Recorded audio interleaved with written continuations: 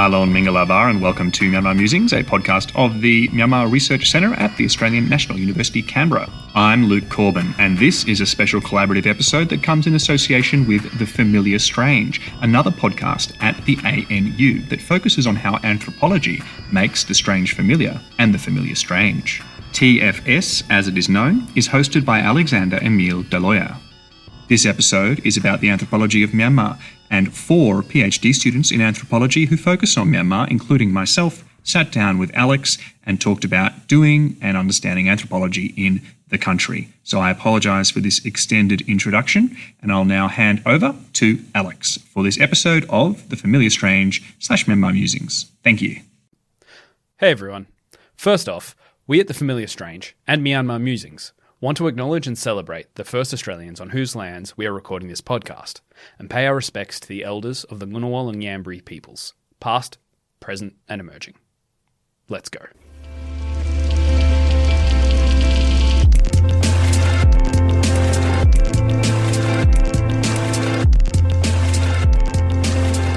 Hello and welcome to The Familiar Strange, in a special episode made in collaboration with Myanmar Musings. We're brought to you with support from the Australian Anthropological Society, the Australian National University's College of Asia and the Pacific, and the College of Arts and Social Sciences. We're produced in collaboration with the American Anthropological Association and coming to you from the Crawford School for Public Policy at the ANU. I'm your familiar stranger today, Alex, and I'm joined by 4 PhD candidates at the ANU, all specialising in Myanmar studies. I have Luke. Hello. Mike. Hello. Din. Hey. And Anthea. Hey. Yes, and welcome to this collaborative episode with The Familiar Strange on Myanmar Musings, a podcast of the Myanmar Research Centre at the Australian National University, Canberra. So, let's go around and talk about our research projects and why we're here to talk about anthropology in Myanmar. So, I am in my final year of a PhD on beer, power and masculinity in the biggest city in Myanmar, in Yangon. I am Mike Dunford. I'm a second-year PhD student in anthropology here, and my research is on race, ethnicity, and ecology in Myanmar's tea industry, particularly in northern Shan State. My name is Dinith Adhikari. I'm a third-year PhD student at the Australian National University. I am researching tea shops in downtown Yangon. I'm looking at the different ways people use these public spaces and what this vast range of social practices inform us about Yangon as a city. My name's Anthea. I'm a final year PhD candidate in anthropology, and I'm doing an object-oriented ethnography of tomatoes in Myanmar, specifically in Inle Lake, and I'm using an assemblage framework to unpack the cultural ecology of Inle Lake. And since this podcast is going out on The Familiar Strange, I'll just give a quick 2-minute overview about Myanmar, just to preempt, the stuff that we might be talking about later. So Myanmar is a country in Southeast Asia. It's about the same size as Afghanistan in square kilometres, but it's really long from north to south. If you were to drive from the most southern border town to the most north, you're talking nearly 3,000 kilometres and 50 hours of continuous driving. So it would take about a week on Myanmar roads. It borders Thailand, Laos, China, India, and Bangladesh, and most of these borders are forested, mountainous, riverine, and pretty much all porous. And there are also some really key, bustling border towns with China, India, and Thailand. There are only 2 cities of any significant size, Yangon and Mandalay, and Mike works a lot in Mandalay, and Dineth and I work a lot in Yangon, and a handful more, with populations in the hundreds of thousands. Myanmar is comparatively lightly populated for its size in Southeast Asia, with only 55 million people, and a high proportion of these still live in rural areas. And Anthea and Mike both worked with farmers and brokers in rural areas. The country is really diverse culturally and linguistically, and ethnic identity plays a large role in politics and, unfortunately, conflict in the country. The majority population are known as the Burmese, and they dominate politically and militarily. The Burma Buddhist monarchy was previously an ascendant kingdom, having pulled off a number of land-based victories against their neighbours in the west and the east until they brushed up directly against the British Empire in Assam, who they'd been trading with since the mid-17th century. Myanmar became a British colony, then gained its independence in the post-World War II wave of decolonisation. When we talk about anthropology, we can sort of break up the last 120 years into a few distinct phases. The first was pre-World War II, when British imperial scholarship predominated. While some of that was anthropological in character, it wasn't often distinguished or labelled anthropology. And then, from independence in 1948 to the military coup in 1962, there were several ethnographic monographs from universities, funded by universities, doing anthropology that were researched in the country. From 1962 to the late 80s, due to domestic politics, very little anthropology was conducted by Myanmar nationals or by foreigners. And then, from the late 80s until today, we've basically seen a slow increase in anthropological research on Myanmar, with a rapid speed up in the last 10 years that the four of us are a part of. So, seeing as you are all part of this newest wave of opening up to anthropologists in Myanmar, what do you guys think that anthropology can bring to Myanmar studies? Why is it important to be doing this today? Well, I think one of the main reasons that anthropology is important to Myanmar is because there's a real lack of reliable quantitative data that's already out there for use by social scientists in Myanmar. So most of the work that needs to be done now either has to gather quantitative data or really invest itself in qualitative research. And anthropology, I mean, I'm biased, but to me it has the most kind of rich body of qualitative methodologies amongst the social sciences. So anthropologists can go into Myanmar right now or start looking at social formations in Myanmar right now and use the tools that we already have to draw conclusions about it in a way that, say, demography just can't, because they don't, the data is not out there in the same sense.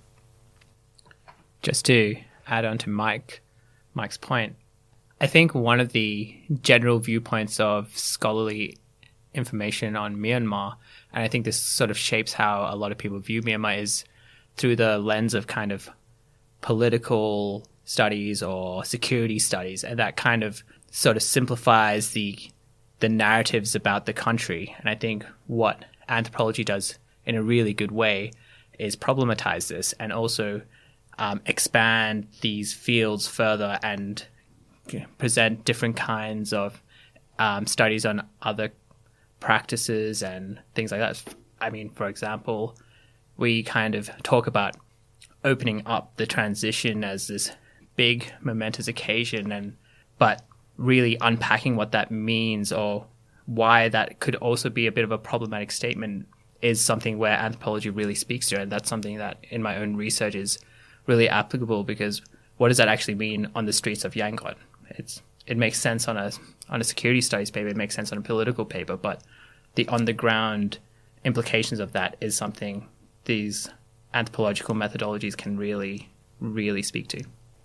Yeah, and I want to ask you about that opening up in a second, but it's just occurred to me, I think I'm surrounded by people who all have something to do with, like, food and consumption. Is that less than a coincidence? Is this a really common thing across Myanmar studies, or just the way it's gone? No, it's not a really common thing across Myanmar studies. It's partly a function of the fact that we all have the same PhD supervisor. And also it's part of our personal interests. We didn't all go into our programs necessarily knowing that we would focus on that. But, you know, food and drink is everywhere. It's ubiquitous. It's filled with sociocultural meaning. We're drinking a beer right now. I think, food is ubiquitous everywhere and is really intensely culturally relevant everywhere. But in Myanmar, there are, food can do things that it doesn't necessarily do in Australia. I'm thinking specifically, as Luke can tell us more about, beer is, closely connected to the construction of masculinity in Myanmar in certain ways. So is tea. tomatoes are hugely important to regional identity in southern Shan State, as Anthea can tell you. But I don't know if these things are necessarily unique to Myanmar, but they're pretty unavoidable and almost immediately evocative once you start thinking about what's worth looking at and what to ask questions about. And I think, it's also true that we all have the same PhD supervisor, and we both all four of us had to read Sweetness and Power and Capital Volume 1 really early on in the PhD process. And so theoretically the commodity thing kind of stuck to all of us, I think, in a certain way. Yeah, and it's also connected to what I was discussing earlier regarding the history of anthropological research in Myanmar. So there's a real paucity of this kind of thing. Traditionally, anthropological research and other kinds of social science research by foreigners on Myanmar is either focused on Buddhism or on conflict. And that's partly because there's huge stakes in Burmese society and the nation. It's been in civil war for 80 years. Nearly 80 years. So it kind of makes sense to focus on these things. Just as there's been a lot of socio-political changes, economic changes in the last decade, so there's more opportunity to focus on some of the more quotidian and seemingly kind of banal aspects of life in Myanmar. For sure. And while we're talking about these changes, Din, you mentioned a minute ago that that concept of opening up can be a bit problematic, and I got nods from all around the table. Would one of you guys like to expand on why might that has always been how I've imagined the recent history of Myanmar. Why might that be problematic? I guess the notion of opening up, even just looking at the language of that, what it suggests is this idea that Myanmar was, prior to this moment of opening up, closed and secluded from the rest of the world, somehow, isolated, and all the connotations that come with that. And then the suggestion is, okay, in opening up, suddenly all of these things are new, and it really constructs Myanmar as like a underdeveloped and kind of out of touch place from the rest of the world, I guess. And I think a lot of the work that at least we're all doing in our anthropological projects is to really challenge that notion that Myanmar has just been locked away in its own little bubble for all of its history up until this very recent moment. So I think as well, like that's going back to our conversation just now about the sort of focus on consumption and on objects. That's partly sort of the appeal in looking at those projects too, is because once you really implode a thing, and the ways that it's circulated and produced and consumed, you very quickly realize that these networks are far from isolated, secluded, locked in Myanmar, and they've had a long history of being more than that, and being connected to global stories. Cool. And each of you studies a really interesting product. Would you like to offer some examples of these linkages? So my research is on tea shops, and one of the interesting things about tea shops and the way they project it is that it's a very essential daily activity for most of the residents in the city. Cool. And can I pause you there? I imagine a lot of listeners probably have not even a mental image of what these tea shops might look like. Would you be able to describe it a little? Yeah, of course. So imagine an open space on the street side. Small wooden tables, small wooden stools, on top of them canisters of green tea and cups. There's these workers, usually young children, coming around, and people ordering their cups of tea, which are a concoction of condensed milk, evaporated milk, black tea. It's really, really rich, really creamy, really sweet, and small quantities. And you just see all these people kind of sitting around these tables, drinking their cups of tea, and they can order snacks and other kinds of food. It serves different kinds of food throughout the day, depending on the circumstances. And is the clientele wealthy, not so wealthy, mix thereof? So that's one of the kind of outcomes of my research, is that one of the things about Yangon is, as a changing city, as there's different people are moving in, as capital is accumulated, and growing classes, there are different ways of consuming. So you could have tea shops that are on the road that could be for maybe the working class, but there's also higher end tea shops that are in shopping malls. That's related to the growth of a new consumer class. And then you also have high end restaurants that serve tea. And they're priced for people who have a lot of money. So it ranges across all these things, but there's something intrinsic about this consumption of tea that, it's part of this sort of accepted cultural commodity. And coming back to my earlier point, one of the things is that Yangon is a colonial city. It was probably planned out in around 1857 or 1858, so relatively recent in terms of time. And tea shops didn't really exist. This was part of the migration from India. And even there, research has shown that these kinds of public spaces of drinking tea came from Iran. So there's this huge migration of consumptions of public spaces that's ended up in Myanmar and then has kind of adapted to the space that it is.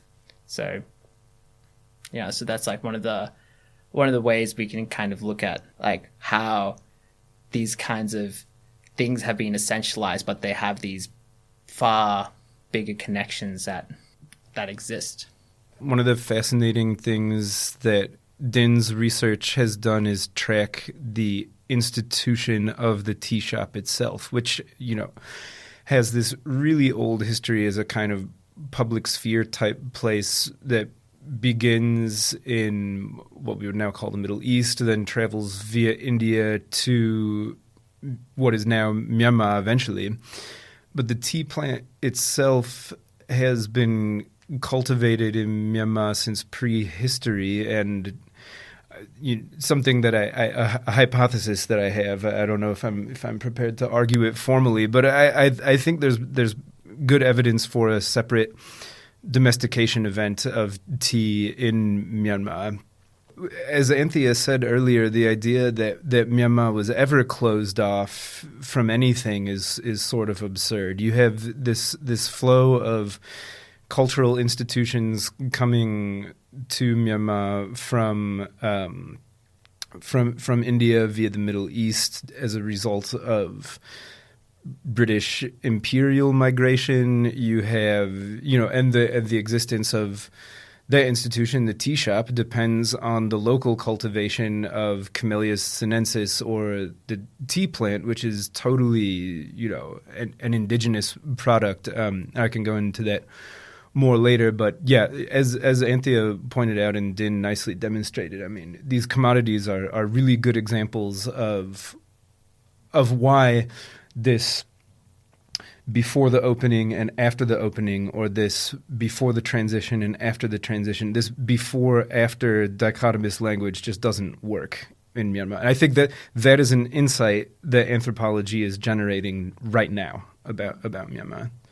Cool. So then I do have to ask, I'm assuming you would all agree that was still a significant moment in Myanmar's history? It's not like one moment. This is a really long process. This political change in Myanmar ever since independence has, it's been long. There's antecedents, precedents. It just, but something really interesting in, Myanmar's history since independence is the xenophobia / openness, this spectrum that people talk about a lot. And this has real practical outcomes, for example, on the practice of anthropology, right? For a long period of time, it was very hard for international researchers to go to Myanmar. If we're talking about anthropology in Myanmar, there's definitely a closing and an opening, I think. There's sort of a hard cutoff. Well, I don't know. Even as I say that, I'm starting to think of counterexamples in my head. Spoken like a true anthropologist. Yeah. Well, there's the classics. One of the classic pieces of political anthropology is about Myanmar, which is Leach's Political Systems of Highland Burma. But that's first published in 1954, I think. And then there's Melford Spiro has some stuff in the 60s, but So if there is a closing, it would probably be the Ne Win coup of 1962. But, another insight that anthropology has provided is that many people in Myanmar did not perceive the Ne Win coup as the great closing, and they saw it coming later in the 70s during the socialist period. So as Luke said, we can dig a really deep rabbit hole into the political history of Myanmar, trying to periodize it. But the point, I guess, would be that in the 50s and in the 60s, there's kind of a big boom of good ethnographic research on Myanmar. And then it goes silent really until the late 90s, early 2000s, and we're kind of on the crest of that. I think maybe about 10 years from now, when all of our ethnographies come out, there'll be 4 of about 30.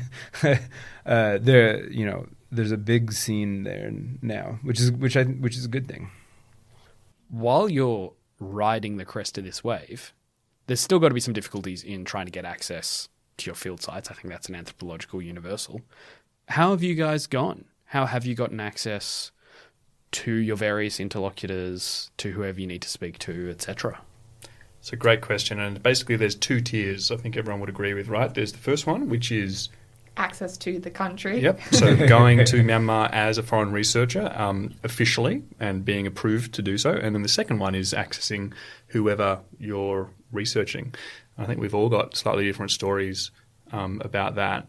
So I was an affiliated researcher with the University of Yangon. So the University of Yangon's anthropology department endorsed me as a researcher, and basically for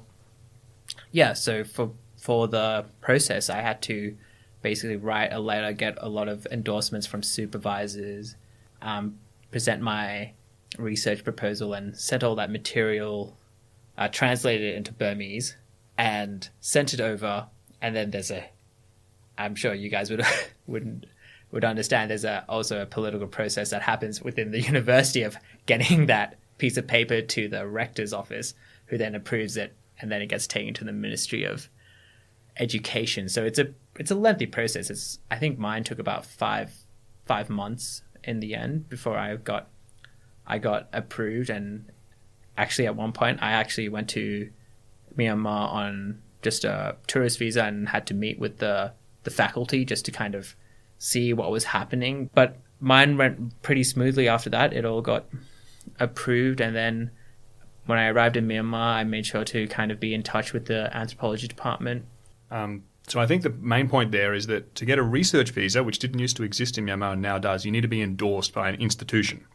And so for Din, that involved a lot of involvement with that institution. For me, I was endorsed by an institution. I never saw them again. Well, I think one thing as well worth mentioning is kind of our experience in getting research visas is probably quite different to a lot of our peers who are also researching Myanmar at the same time, due to our status as ANU students. So ANU has somewhat of a privileged relationship to these educational institutions in Myanmar. ANU has an official memorandum of understanding with the University of Yangon, and we're quite fortunate to have had some pretty good people-to-people links on either side of those 2 universities. So we're pretty lucky when comparing our experiences to some of our peers. Like, I definitely think the fact that we've been based at ANU has given us access to that process that other people can't navigate on their own. We all definitely needed introductions from different people within the both universities to facilitate that process, and it was still very lengthy and bureaucratic. So it's definitely not I would say it's not something that we should take for granted, because a lot of other people definitely have a hard time getting this research access. And I think at the time when I was doing my fieldwork, Luke and I, to my knowledge, were the only people amongst the sort of peer group of foreign researchers that had research visas. A lot of other people at the time we were doing our fieldwork were there using different methods, business visas, other kind of arrangements that enabled them to be in the country long term. Wow. And does this border on that dreaded, white privilege? Is there even an advantage, strangely being an Australian university far away, than, say, if you were from a university in a neighbouring country? Yeah. Well, so that is an important question. I'll come back to that in a second because this is kind of juicy. This conversation touches on, would I call it a scandal? Maybe more like a debate that unfolded on the Burma Studies academic listserv, where a researcher from another Australian university posted a query to the listserv, like, has anyone here had a formal relationship with a Myanmar university? Have you had a government research visa? How did you get it? My ethics board is asking me to do it. And a prominent researcher from an American university responded and said that he was appalled that Australian universities would force their researchers to affiliate with the Myanmar government, perpetrating, as it has, a genocide, and that this, asking researchers to get official research visas in Myanmar was akin to forcing researchers to become government collaborators. I'm a PhD student. I followed the instructions that were given to me, basically. But also, I found being affiliated with an anthropology department in Myanmar to be really valuable. And I think part of that is because, like you're saying, I'm here at a prestigious university in Australia, like, thanks definitely in part to white privilege, and why would I write off collaborating with a Burmese anthropology department just because the university is connected to the government? That doesn't make a lot of sense to me. But to answer the question you just asked, Alex, it seems like the sort of ASEAN, that's the Association of Southeast Asian Nations, connections between universities are weirdly pretty good. Working out how white privilege intersects with bureaucratic ease in Myanmar is definitely something on the table that we need to be thinking about. But I don't know if it's the primary consideration with regard to ease of visa relationships and research permissions and that sort of thing. Can I add in here? Just to kind of also extend on the juicy part of Mike's comments. I think we kind of make these assumptions about bureaucracy as well. When I got my research visa, I essentially, at that point, was allowed to do whatever, and I could have gone anywhere. I could have done my research.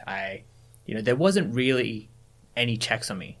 In a part, I felt bad that there wasn't any checks on me because I thought being part of the ANU and kind of a beneficiary of privileged relationship, I need to kind of do my part in maintaining the relationship.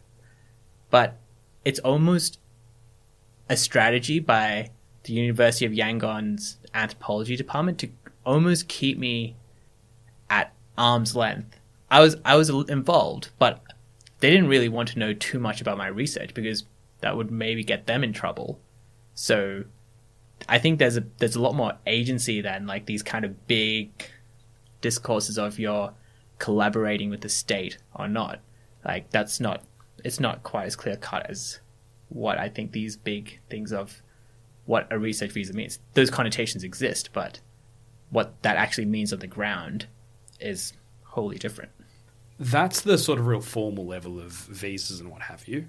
How about getting access to your interlocutors, the people who wanted to speak, at least were willing to speak to you? I think that is, such a key question for the whole discipline of anthropology. And I'm sure anyone who's done fieldwork will know that the assumptions you have going into your fieldwork about how you will meet people and who you will meet and the work that you'll do tend to be a little different from the reality you encounter when you get there. So my own experience, I guess, looking at tomatoes, researching in an agricultural setting, my assumption was that I would be working first and foremost with farmers, and that would be the sort of basis of my interlocutors. And whilst I was able to meet farmers eventually and definitely incorporate them into my research, they were not the people that I was able to access easily on my own. I think being a woman in the field and being particularly like a single unmarried woman for my fieldwork, like there by myself, definitely made the task of getting in touch with interlocutors quite difficult in some ways. So I was able to sort of begin my process of meeting people in the field through where I ended up living, which was in a guest house. It was a small family-run guest house, and I basically became really well connected with the family who ran it. And it was through them that I was able to meet other people and kind of get contacts within the spaces that I wanted to through introduction and connection through others. It was really hard to achieve on my own. So I think definitely, and I'm sure everyone else will relate, the process of kind of forming relationships at the start that then connect you to other people and other spaces is generally how it works. And that can take a different form to what you plan or imagine it will be.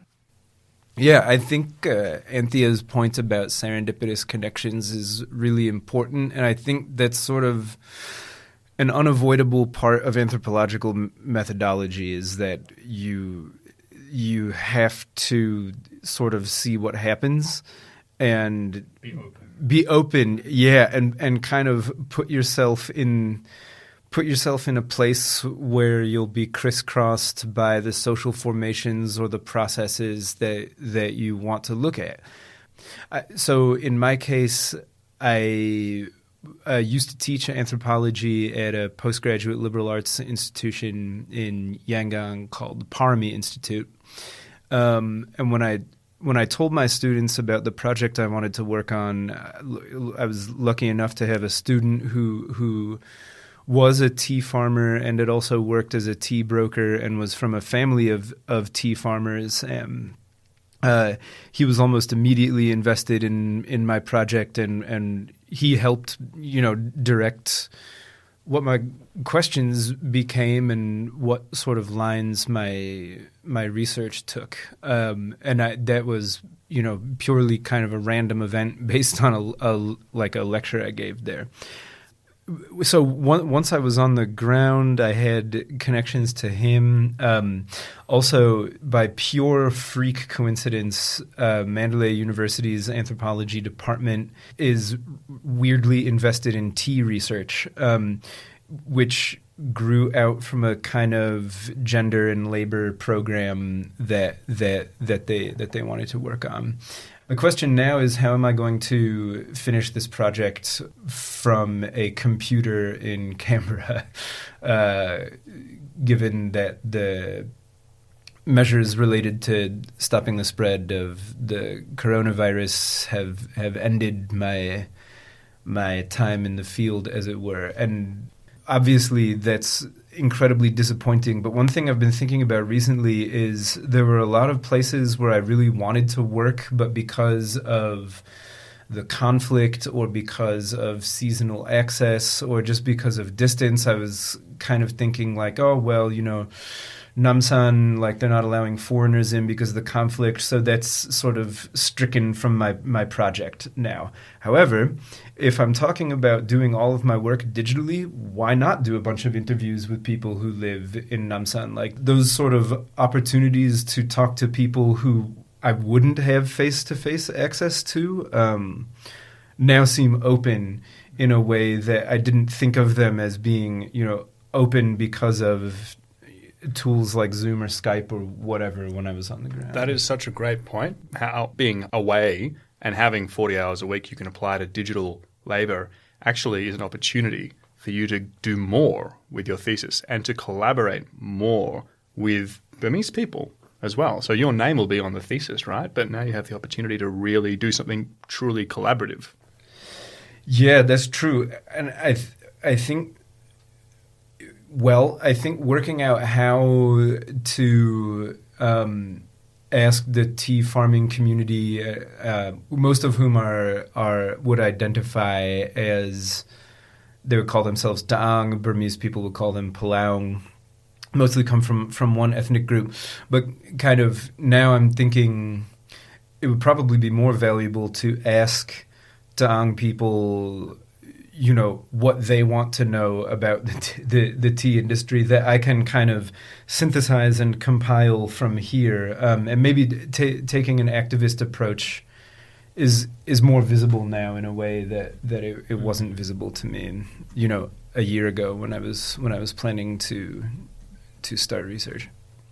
It also intersects very well and interestingly with, Myanmar's digital landscape, which is totally a space that is kind of under-researched, but really, really thriving and interesting. And so the kind of intersection you get to explore that too through the methodologies that you're kind of forced to embrace as a result of the COVID-19 response taken by the university. I think that's also a kind of positive contribution that you can explore. And Zoom is legitimized now. I mean, if you tried to do this before, they'd be like, who is this guy who doesn't even want to come here, doing all of this stuff from his university overseas, what the... But now it's like, okay, it's normalized that stuff needs to get done via video chat. These are all great points. So I have a question to you, Mike. Like, how do you talk to people? Like, do you join Facebook groups, or are you just typing in particular words into Facebook, because Facebook is the predominant digital kind of medium in which a lot of these conversations are happening. I mean, in my case, having had the privilege of doing physical field work, if I need follow-up questions, I can just message interlocutors over Facebook, and that's fine. But then one of the new rich avenues that's come up is Facebook groups. And for tea shops, there's, I have a tea shop appreciation group that I'm a part of, and there's this one guy who just really loves tea shops so much that he posts live videos of like tea making techniques and different tea shops and things like that, which is like a really fascinating kind of outcome of how the tea shop is as a cultural community. But yeah, like how is that access like? That's so cool. Yeah. I feel like you've totally betrayed one of your like researchers' best kept secrets. I want to get on that group. That sounds awesome. Yeah, the Facebook groups thing is huge. For many years, Facebook, there was sort of no differentiation between the internet as a kind of infrastructural entity and Facebook as a platform. Like if you ask someone what is the internet in Facebook. Myanmar, they would say, yes, Facebook. Yeah, that is the majority opinion. So it's kind of this searching, doing a search for Facebook in Burmese is incredible. You'll get, full-length movies that have been shot and posted only to Facebook. That's the only place you can find them. Short stories, kind of encyclopedic sort of posts written by people because this platform was so huge. So yeah, I think then bringing up Facebook is really important to this discussion about informants and kind of the granular how of our methodology. So I mean, it's interesting. There's a Mogok tea cultivators group.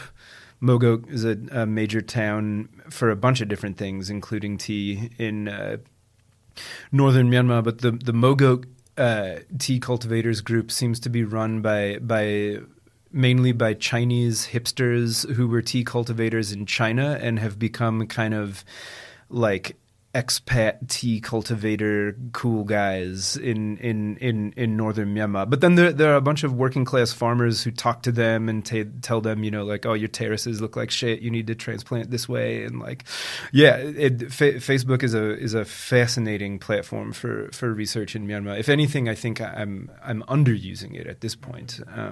Yeah. So a lot of you guys have interacted with universities in Myanmar and officially had relationships, etc., etc.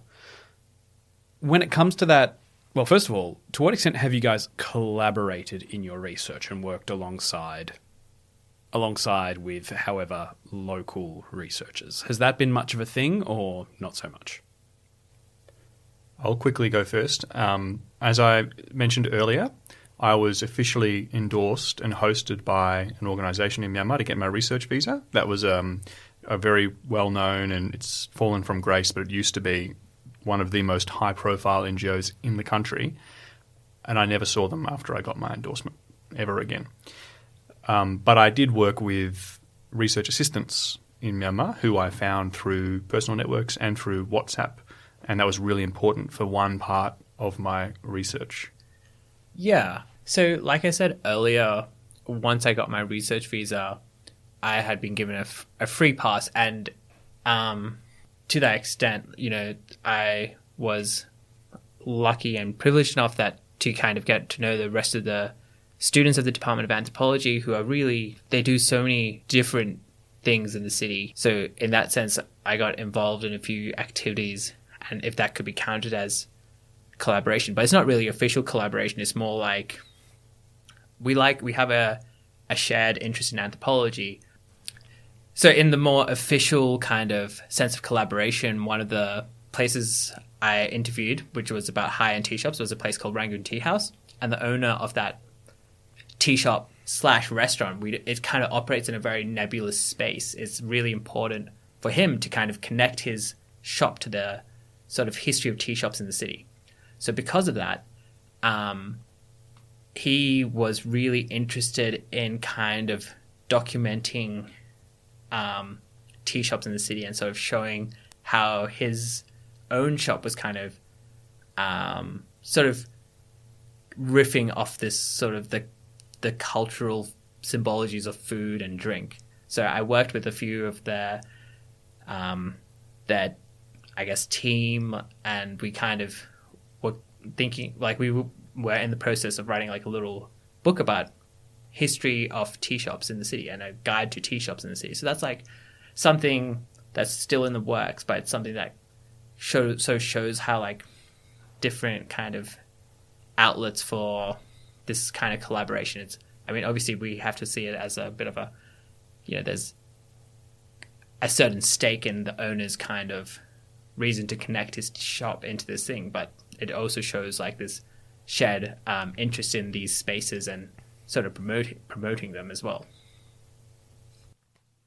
I think for all of us, whether formal or informal, the research that we've been able to do and are able to do is definitely contingent on relationships with local people in Myanmar, whether we consider that to be, with our interlocutors or with the kind of friendships or like fixer relationships that you form. They all result in a kind of collaboration that enables research. For me, whilst I had an endorsement from the University of Yangon, I was geographically very far away from the University of Yangon, and so had pretty little formal interaction with them. So I wasn't doing my work alongside researchers from the University of Yangon, but definitely in doing interviews, in setting up meetings, relied heavily on the assistance that I got from my friends in the field who helped create those introductions and who helped facilitate those meetings, and even in some cases helped translate in instances where I was unable to do that independently. So I think, it's important to kind of acknowledge this inbuilt relationship of collaboration that requires the input of people who are in the field where the field sites where we go to do our research. And maybe, the question of how that's acknowledged as collaboration or not is something else to unpack. But couldn't have done it alone. For sure. Oh. That's a really good point, very important. On the institutional side, thinking about anthropology in Myanmar, one point that hasn't really been mentioned here is that with these kind of narratives of closure and opening and all of this jargon, there have also been closures and openings of Myanmar universities. So for many, many years in Myanmar, universities have been shut down, departments have been completely starved of resources, and the best universities in the country have kind of become hyper-political fiefdoms with very little research output. So if you go to the thesis repository at Yangon University and you search for anthropology theses, there are very, very few. If you look for geography theses, there are very, very many. And those geography theses are doing much the same thing that the anthropology theses are doing. Why is that? Well, it's because that department had staff who were better placed and more able to get those theses done. But then these institutions have recently signed MOUs with foreign universities, as we've said, have had buildings built with foreign aid money and are slowly changing. And then there are also new institutions in the country that are teaching anthropology. So that's all really exciting. And I'll throw to Mike to talk about that because he's been working in one of those. But before I do, there's one memory that I have when I first went to Yangon University and I was hanging out with some people, some students who were doing anthropology at Yangon University. I got really excited. I said, "Why did you choose to do anthropology?" And they said, "We didn't get very good marks."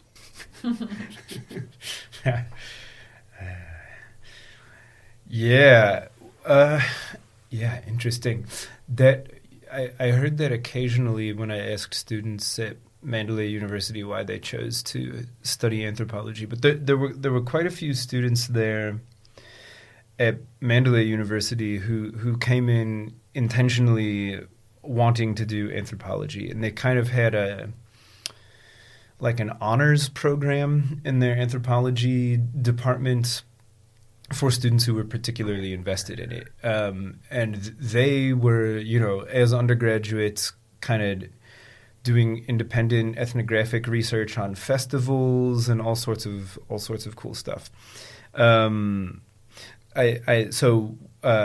get back to Luke's question about new institutions in just a moment, but another one of these very lucky sort of coincidences, I happened to meet through a friend, Dr. Thira Twewin, who's the head of the anthropology department at Mandalay University, and she is super energetic and involved in trying to build an active anthropology department at Mandalay, and they have a strong focus on material culture, so traditional musical instrument manufacture and sculpture carving and the kind of sort of cultural processes that preserve these traditional material culture forms. They're very interested in there.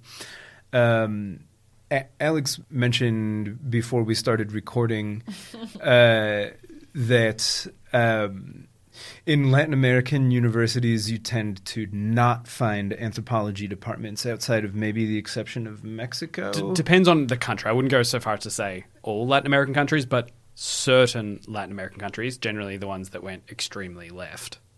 Right. Well, as you were saying, they tend not to have anthropology departments because it's kind of seen as a colonial science, right? Absolutely. In Myanmar, the universities were very much colonial projects and retain a lot of those patterns now. So at least at Mandalay University, anthropology is certainly stuck around. I've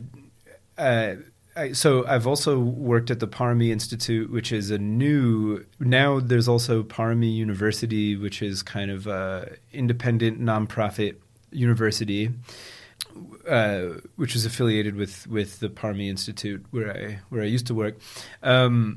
But so they also teach anthropology, and have tried to, at least in my courses and in the other folks who've taught anthropology there, we've tried to take a more anti-colonial kind of questioning what anthropology is about stance, which seems to be fairly productive, in that colonial anthropology is still sort of alive and well in Myanmar in certain ways. Like, some of you have been to the National Races Village, which was a field trip that we took every term in my class, which is basically an ethnic theme park run by the Ministry of Information, and kind of, asking students to ask them to pick that place apart, even without any disciplinary anthropology. They can usually identify what sort of bullshit is being sold by the National Races Village, and why that colonial anthropology is so problematic. And that, I guess, is hopefully where we'll see some exciting, like, Myanmar anthropology by people who are from Myanmar coming out, is in that kind of anti-colonial vein, that vein that actively critiques the colonial anthropology that's like so deep there. Yeah, and that's why these new institutions are so exciting, because they don't have the baggage. There's no way to underestimate how much baggage is associated with Yangon University and Manila University, for example. So when you said the National Races Village, I thought of the Museum of Anthropology at Yangon University, which is much the same thing, but it's the Museum of Anthropology in the Anthropology Department in the best university in the country. So institutions like the Parami Institute have a real massive opportunity and pivotal role to play in future education in Myanmar, I think. You mentioned, Luke, some of these new institutions, and other ones that are worth checking out are the Mo'u Foundation. They do really good work in the social sciences and in kind of education theory. And I would also look at the Ganka Institute. I don't remember what they're calling themselves now, but that's another social science focused sort of institute that's doing really good work. I would also check out the Yangon School of Political Science. So then, the state of play of anthropology within Myanmar, the country, or just within the broader Myanmar scholarly field, what are some of the big debates? What are the Myanmar anthropologists really talking about at the moment? Let's go with maybe a top three. What would you guys say? Well, a big one, because it's old, because one of the large preoccupations of foreign scholars in Myanmar was religion, is what defines Buddhism in Myanmar. Myanmar is a majority Buddhist country, but there are all kinds of other things going on.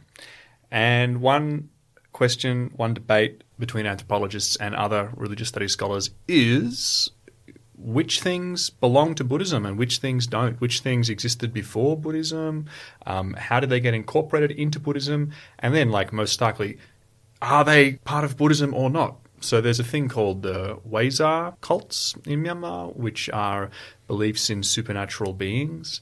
And so that's a huge cleavage. Some people say that Wazar is part of syncretic Buddhism, and other people say no, worship of spirits and the belief in supernatural powers is completely separate to Buddhism. So that's one that's alive and well. Another huge one is the topic of ethnicity, specifically when there's a huge attention on the ongoing conflicts in Rakhine State and the genocide of the Rohingya populations that live there. That definitely creates a context for asking anthropological questions of what constitutes ethnicity, what constitutes belonging, how are ethnic categories formed, how are people categorized. This question of belonging is just so pervasive in so many different forms. So I think that is also a space that has, like Luke said, religion being kind of an old topic. Ethnicity is similarly probably an old topic in history of anthropology in Myanmar. but it's also one that is enduring and contemporary. Got to ask, is there much interaction between that colonial concept of ethnicity and the current ethnic conflicts? Definitely this question of how ethnicity was categorized at the time of colonialism and what the endurance is of those systems of categorization and, you know, ideas that were established at that time, and how people are still kind of contesting ethnicity along those lines and trying to reclaim identities that were formed in the colonial context is definitely a huge question that, you know, lots of contemporary anthropology is dedicated to exploring. This isn't a debate in as much as there are two identifiable sides, but how to make sense of the Rohingya genocide and kind of how to understand the Rakhine crisis and sort of, you know, like, why did it happen and who's culpable is a question that I think is just kind of on everyone's mind. And you can't avoid questions about ethnicity or about religion and the relationship between, like, violence and Buddhism, for example. You can't avoid those questions when you're trying to understand Rakhine. I'm trying to think of like what would be the top three, and I think there's a body of literature that also came out would be Borderlands as one of the big places where anthropological studies was done. I mean, but these are that's more of a area studies kind of space where these different kind of manifestations of ethnicity and religion and state relations and how they impact the everyday lives of people living in this space, where maybe the power relations are a bit more in flux, on a macro level. A lot of anthropologists just kind of really love that kind of space to get into. So I think, you know, that kind of still, it adds to Rakhine state, especially like Western Rakhine state and, you know, Karen state and Kachin state, where the big civil war conflicts are. Yeah, anthropology is very well placed to problematize categories of classification. Like right? borders, yeah. Like borders. And returning to our discussion earlier about why anthropology is particularly interesting or important for Myanmar, you know, we are for Myanmar fans. Like, we all think Myanmar is a magical place for all kinds of different reasons. And if you care about a place, then you care about its problems. And Myanmar has a huge number of problems. And a lot of them are, you know, manifest in violence and in conflict, which is just tragic. And some of those conflicts, problems, are predicated on misunderstanding and difference. And so if anthropology of and in Myanmar grows, I think it can only help the country, because, you know, understandings of social and cultural difference is what Myanmar needs to have if it's going to prosper, basically, because it's an incredibly diverse place. It's not going to homogenize anytime soon. Sorry, this leads into a question that I was going to ask due to my own interest, because I feel in some area studies there are different attitudes towards this idea of anthropology as a comparative project, or not. In that some areas, it seems to me they're like, yeah, look, we'll research this and this will have bigger things to say about nationalism as a whole. And some other area studies like, no, I'm just going to talk about, like, let's say, indigeneity in the Andes, and that is all this is referring to. How do you guys see your scholarship and anthropology in Myanmar more broadly? I mean, I think work on race and ethnicity in Myanmar has for some reason avoided looking outside of Southeast Asia for comparative reference. Maybe that's a hot take that I'll catch some flack for later. Come at me. But you know, we are now in the middle of a massive black-led anti-racist uprising in the United States. And I think anyone who looks at race or ethnicity anywhere in the world should be paying attention to that. Also, I think there's a lot just because of the continuity and the long duration of work that's been able to be done there. Work on ethnicity in many places in Africa has a lot to teach us about how to think about ethnicity in Myanmar and vice versa. I'm thinking of like Akili Mbembe or like George Paul Miu or maybe even like James Ferguson have all written extensively about race and ethnicity, or like Fanon, like where is Fanon in Myanmar studies? So I think at least in terms of the race and ethnicity question, there's a ton of cross-pollination that's like waiting to be done, and it seems surprising to me that it hasn't happened yet, or perhaps I'm totally ignorant and have like not read the right things within Myanmar studies, which is also 100% a possibility. And also turning it around, I don't know, relevance of Myanmar studies to the broader context is the other way to ask this. How do you see Anthropology of Myanmar contributing to wider discourses? Race and ethnicity, are there other ones?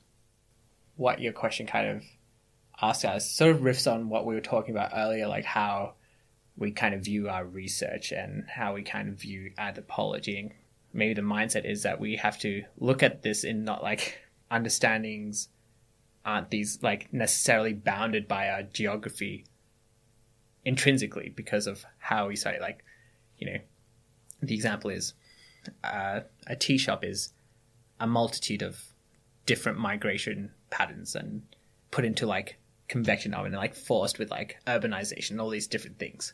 So there's already like comparative outcomes out of it, and it kind of challenges these sort of notions that we already have, like the nation, the idea of ethnicity and things like that. So like maybe that focus already contributes to this how we're writing it. It shows how these categories that we've sort of built up are actually problems in themselves.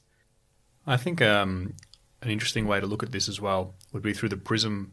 We're talking about scholarly knowledge through the prism of publications. Yeah. So we've got Anthea here, who published in a Burma-focused journal an anthropology article.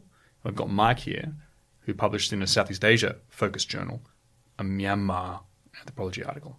So it'd be interesting to hear from both of them how they dealt with this problem, or this how they dealt with this process of making their research relevant in those spheres. So in the case of my journal article, I published in a special issue of the Journal of Burma Studies, which is already, as an area studies journal, an interdisciplinary journal that invites contributions from a very wide range of disciplines.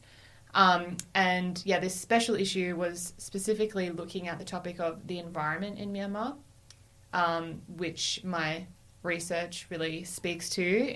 The context that I'm working in is one that really has a lot of contention with this question of the environment, its health, its sustainability, and there's a lot to unpack there that I feel really anthropology offers some great tools for trying to answer that question. So part of what drew me to trying to publish for that issue was just basically the questions they were asking and how I felt anthropology could really offer a compelling response to these questions of resources and environmental contestation. So yeah, I think I tried to, in the article that I published, which was basically a sort of overview of what my thesis is doing and using this sort of object-oriented approach to answer these kinds of questions, I tried to foreground that in my article and make a case for why these anthropological methods of being ethnographic with things, was a useful way of trying to enter into these conversations. So I think that's how I tried to use anthropology in that space. I wouldn't say it was a particularly heavy piece anthropologically. What I did in that article was sort of an example of an assemblage framework, looking at an object, from so many different angles and looking at it in relationship with different objects in ways that are really entangled and that kind of complicate the life of a thing and show how things are multiple in their existence through their relationships. So to maybe use the example of what I did in this article to help make that clear, I presented the object of the tomato, but then I sort of imploded it to its different identities at different points in time when it's involved in different kinds of relationships. So I explored its life as a commodity, and then I looked at, okay, what about when it exists as a seed before it kind of becomes a commodity, or is a seed a commodity too? And kind of question it that way. And then I also looked at its sort of symbolic role in this specific cultural ecology of Inle Lake, where it's produced by an ethnic group, and so it necessarily takes on some kind of ethnic identity as well, and its sort of symbolic identity. So in doing that, tried to complicate the understanding of this tomato as just a tomato in however people might understand that, to show that actually objects exist within assemblages of entangled, complicated relationships that can change how meaning is understood in relation to that object. Awesome. And Mike, want to tell us a little bit about your research? Your publication? The paper that I wrote was also for a special issue of the Journal of Southeast Asia Studies, which was a special issue on the politics of indigeneity.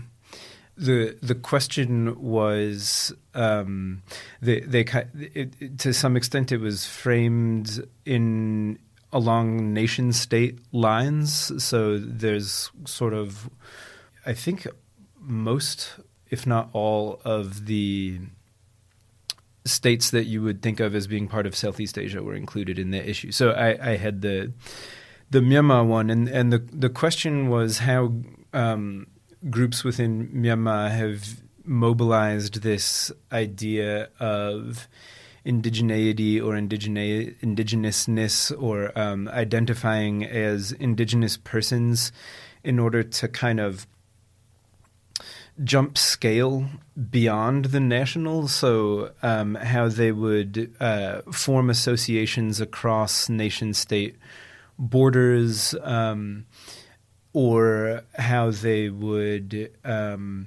go to international forums like the UN to lobby for some type of political recognition. And it's kind of a complicated story in Myanmar as it is everywhere. But to answer the question about, how I situated this, there's sort of no way to think about the question of indigeneity in Myanmar without kind of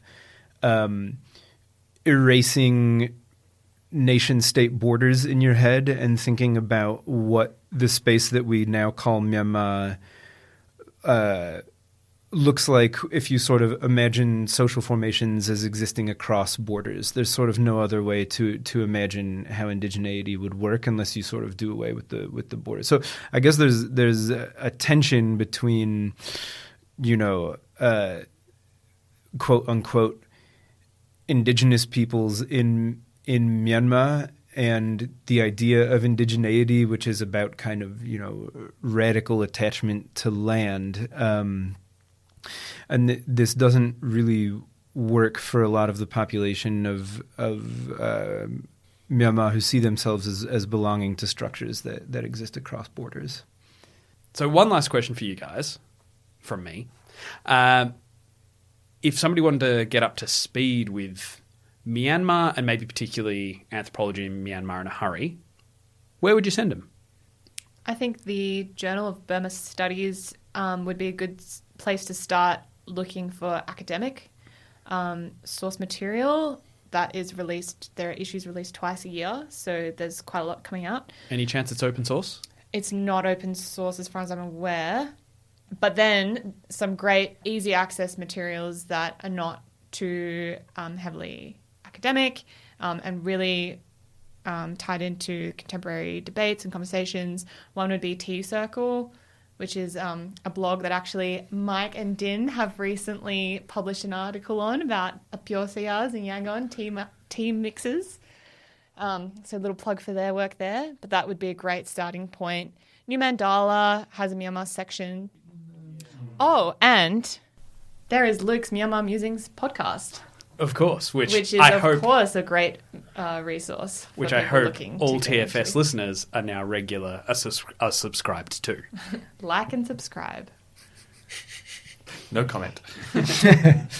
Yeah, that's great. There's also an up and coming journal, the Independent Journal of Burmese Scholarship. Keep your eye out for it. Recently under new leadership, Dr. Pyo Win Lat. And then to round off the episode with a Myanmar Musings tradition, we've all brought a recommendation here today, something to do with Myanmar that we'd like our listeners to go out and check out. So why don't we go around the table?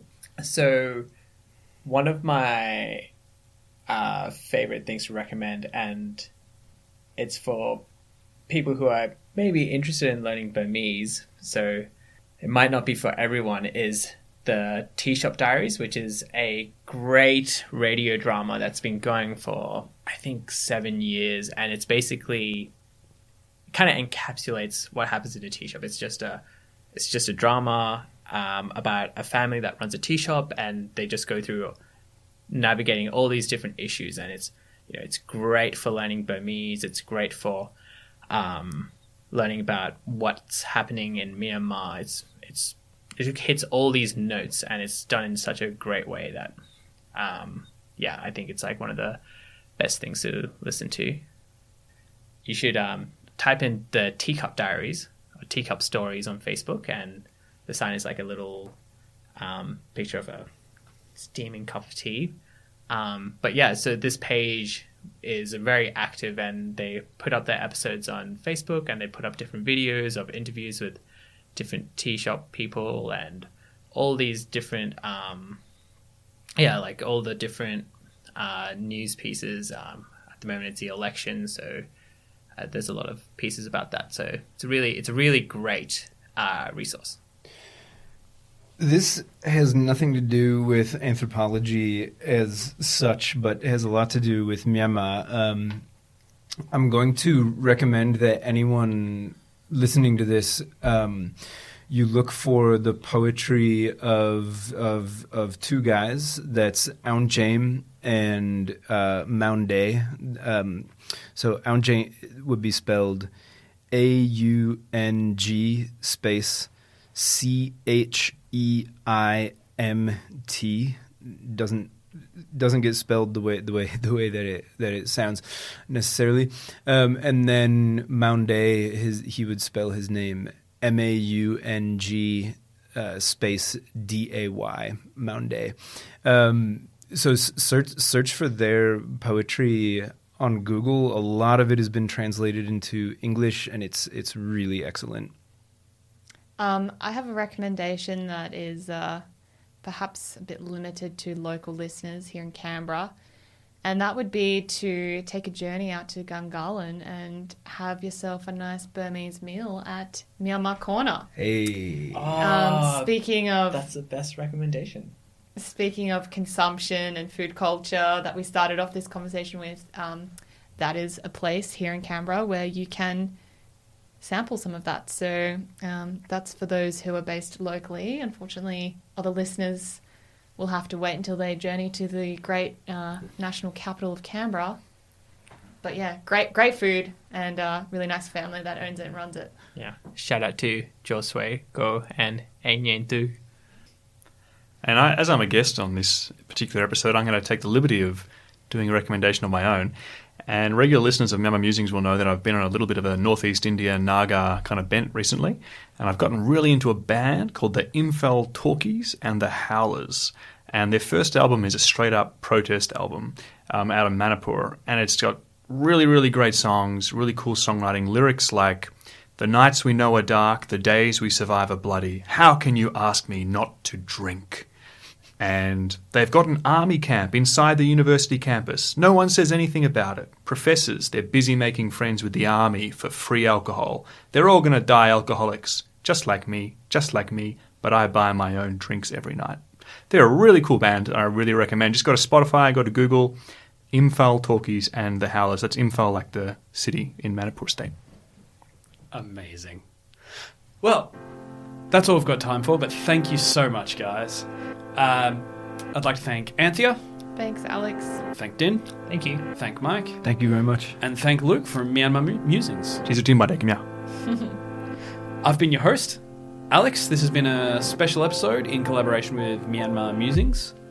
Today's episode was produced by all of us at The Familiar Strange and Luke from Myanmar Musings.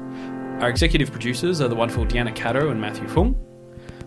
Subscribe to the Familiar Strange podcast. You can find us on iTunes and all the other familiar places, including Spotify.